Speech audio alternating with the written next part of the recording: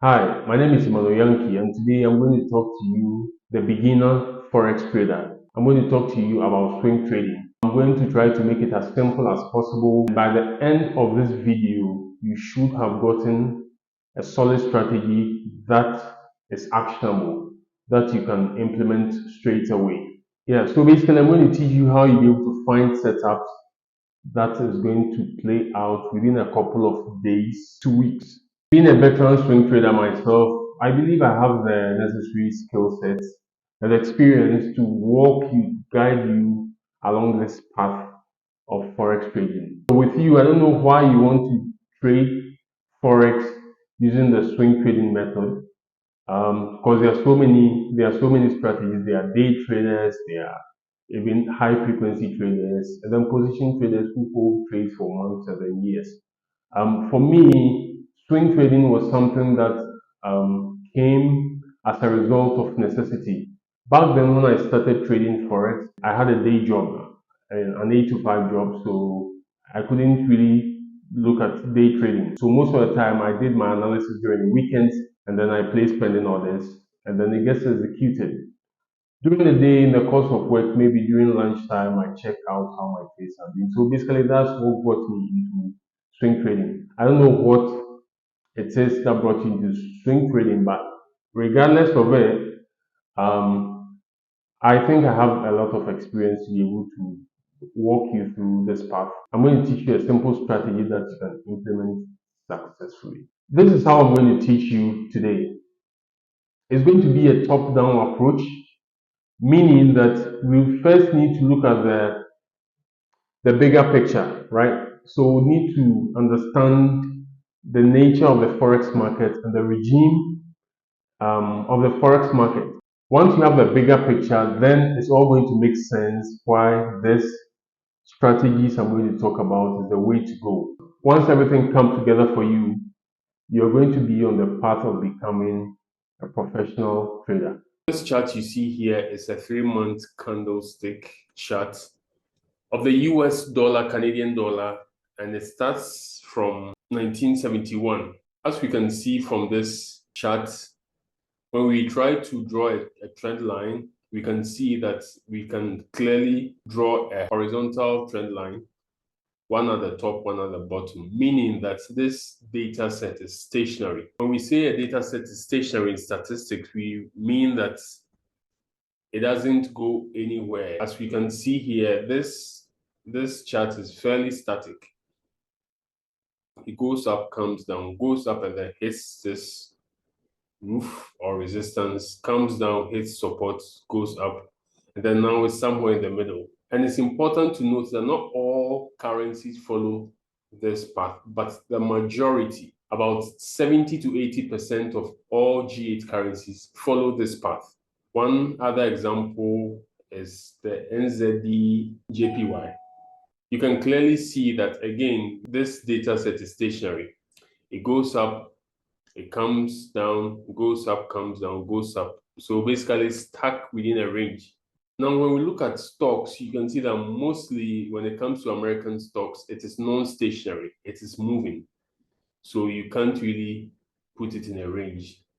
This is what I'm talking about. Let me show you an example of the Dow Jones index, which is the index for the 30 biggest companies in the US. We can see a stark difference between what we just observed on the currency pairs and then the Dow Jones Industrial Average. You can see that this is non-stationary, meaning that it's mostly drifting upwards. If you want to trade profitably, you need to understand the asset and then know its characteristics. From the stark difference you've seen between stocks and then currencies, I think it will become intuitive and it will become very obvious that a trading strategy for stocks might not necessarily work for currencies.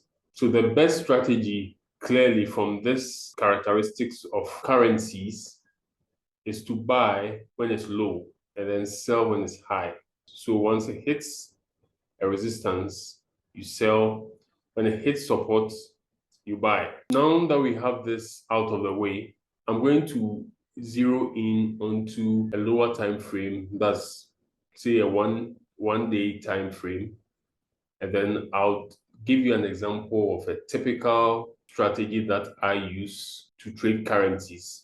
And it's going to incorporate what I've just talked about, buying at a support or buying at a resistance, then also throwing one other strategy into the mix. This is a real example of a trade that I took on my personal account. It was an NZD card trade that ended up in profits. So this point here is a place that I identified as a support area. Price tested this zone, came here, tested this zone, pushed up, and then it moved down back again to this point. So we can say that it was testing this support area for the second time. This is where I add an extra layer of analysis. Having a setup like this alone is not enough to let you have a high probability trade. There has to be something else that is also working to push the price of the currency at this point in time to the upside. So that is where the software that I use comes into play. Let's go to pipnote.com and then let me show you exactly what I did and the rationale for entering the trade around this time. So I came here and then I searched for cyclical information regarding NZD card. As at the shooting of this video, we are in December, right? So what I am going to do is I look for cyclical trends in December. Once I get them, then I go and look at the charts and then see if I can get a support or resistance that is coinciding with the cyclical trend that I want to trade. So if I have a cyclical trend that is telling me is bullish, then I'm going to look at the chart that is currently bearish and hitting a support level. Once I put the two together, then I know that the chances of the trade being a banger is very, very high.